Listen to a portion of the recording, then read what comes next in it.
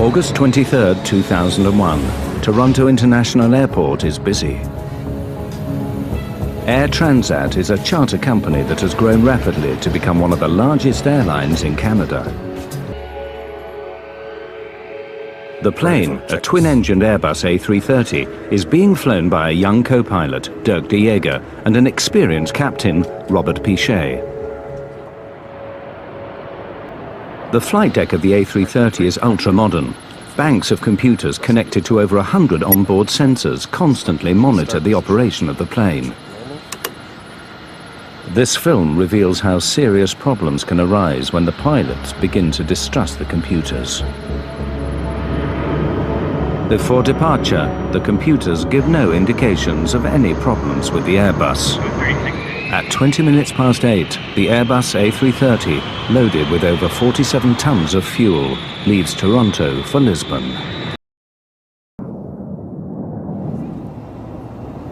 The passengers settle down for the long crossing.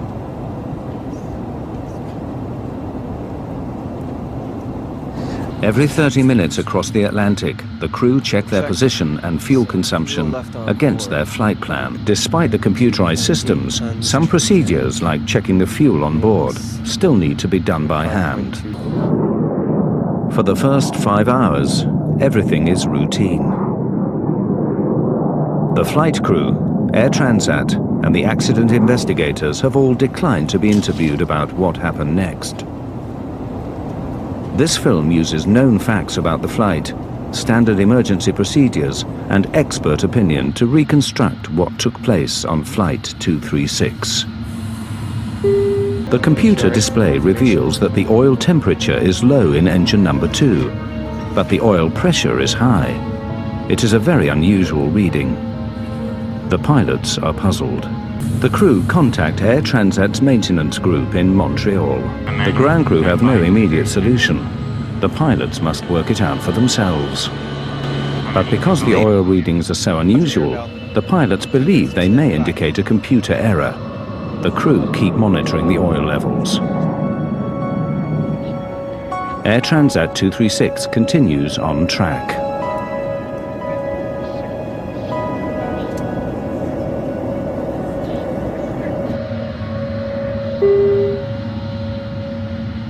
Then, 20 minutes later, a new warning. In the Airbus 330, most of the fuel is in large tanks in the wings.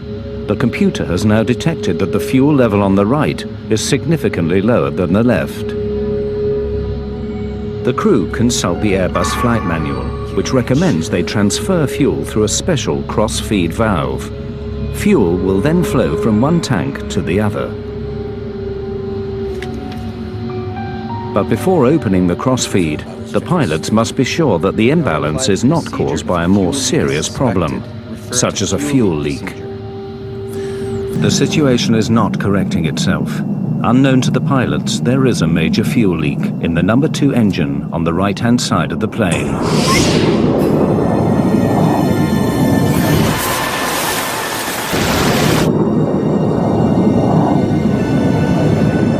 Flight 236 is in mid-Atlantic, nearly 300 kilometers from the nearest land.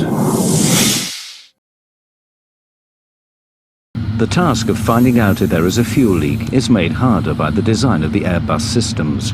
There is no warning to show if the fuel level is falling faster than the engines are consuming it, so the pilots receive no immediate indication that there could be a fuel leak. When co-pilot de Jager carries out the fuel calculations, he discovers something is seriously wrong. De Jager finds a disturbing difference.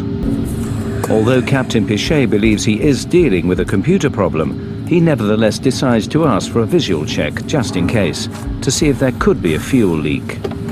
In daylight, the fuel pouring out of the back of the wing would have been clearly visible. But in the dead of night, even with a torch, the fuel leaking from the engine is impossible to see.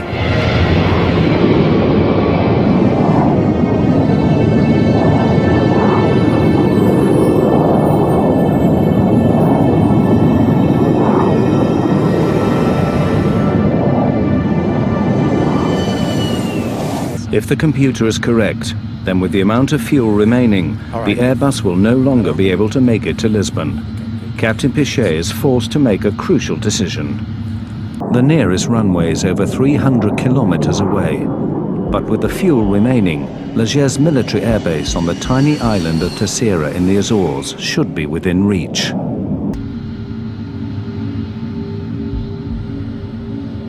Flight 236 continues flying south for the next 25 minutes. Everything in the cabin seems normal. But in the cockpit, the fuel readings are getting worse. Whether they believe the gauges or not, the captain has no choice. He must warn air traffic control. But at 6:13 a.m., less than an hour from the first fuel alarm, the right-hand engine runs out of fuel and cuts out.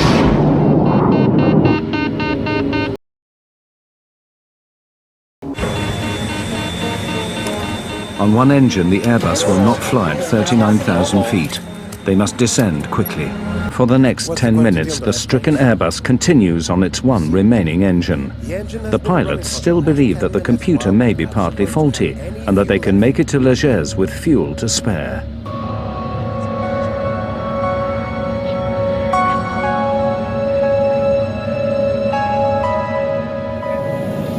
But 13 minutes after the right-hand engine cut out, and with 130 kilometers still to go, the left engine begins to fail.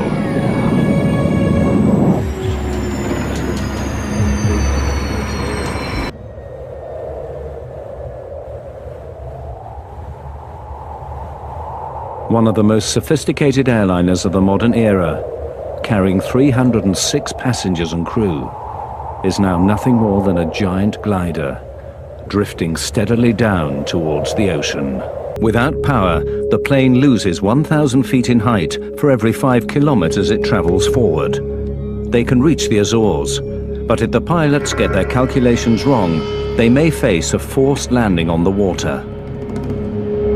The loss of engine power means the cabin soon depressurizes.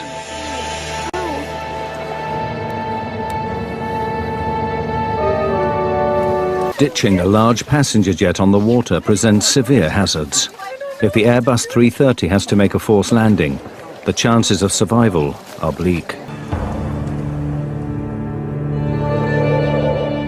With over 100 kilometers before they reach the Azores, the pilots face a long and difficult maneuver. They need to keep the plane gliding for more than 50 minutes to reach the Azores.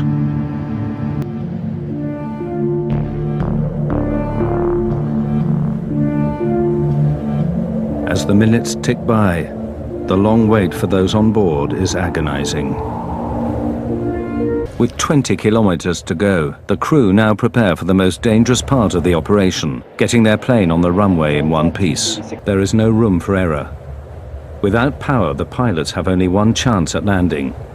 If they miss or overshoot the runway, the results could be catastrophic.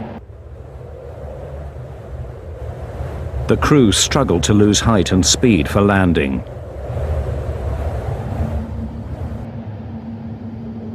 As they approach the runway, their speed increases dangerously. Too fast and they could roll off the end of the runway.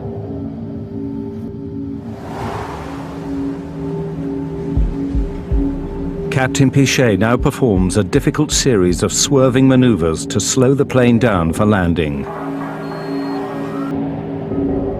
The crew line up the giant Airbus for final approach. But even if the crew can get the Airbus on the runway, they face a further problem. Without engines, the normal procedures for braking are severely restricted. For Flight 236, the danger is far from over. The pilots must land the plane without power and somehow get it to stop.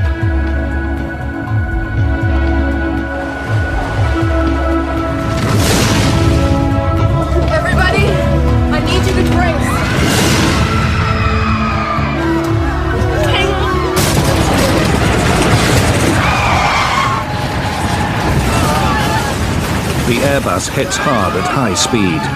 Captain Pichet tries to hold the nose down.